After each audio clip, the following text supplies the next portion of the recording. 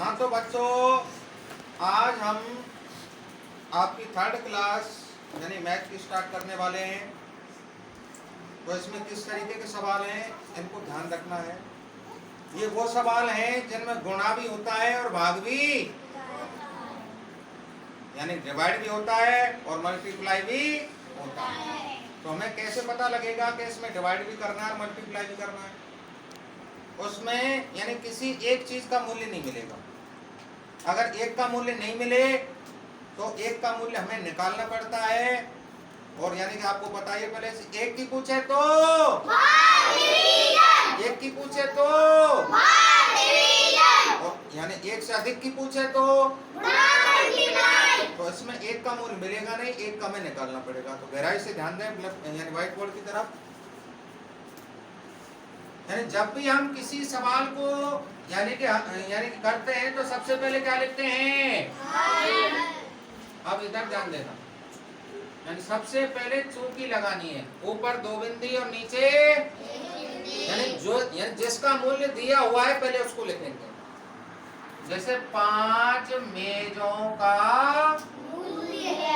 पांच मेजों का मूल्य बराबर कितने रुपए है? 650 रुपए। कितने रुपए? 650। इसलिए कितने की पूछ रहा है वो? 3। तो हमें 3 का मालूम तभी तो पता लगेगा जब 1 का मालूम हो जाएगा। तो हमें पहले 1 का मालूम करना है। इसलिए यानी ऊपर दो बिंदी, सॉरी ऊपर एक बिंदी और नीचे दो बिंदी। इसलिए एक मेज का मूल्य होगा, एक की पूछे तो एक की पूछे तो एक की पूछ रहा है तो इसमें 650। उसके बाद बटे, बटे का मतलब भी क्या होता है? तो बटे में 5 कर देंगे और इसे ऐसे ही छोड़ देंगे और आगे क्या लिख देंगे? रुपए। आगे इसलिए कितने की पूछ रहा है? 3। इसलिए 3 मेजों का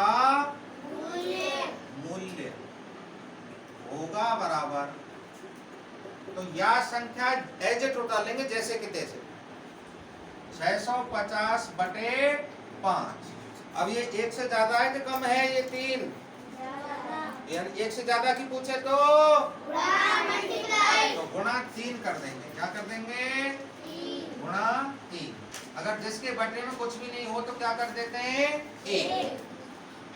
तो इसके करने के 2 रूल हैं। इसको काट के भी कर सकते हैं और इसे गुणा करके भी कर सकते हैं। जैसे 5 से काटो उसको 5 एकम, इसको काटो 5 एकम, उसके बाद बचा 1 और 5 दिया 15। उसके बाद यानी 0, यानी नीचे कुछ भी बचा है क्या? नहीं बचा है। तो ऊपर की संख्या को गुणा ऊपर कर लो, 130 गुणा 3 तो कितना आएगा? 0 की और 3 दिया 9, 3 एकम रुपए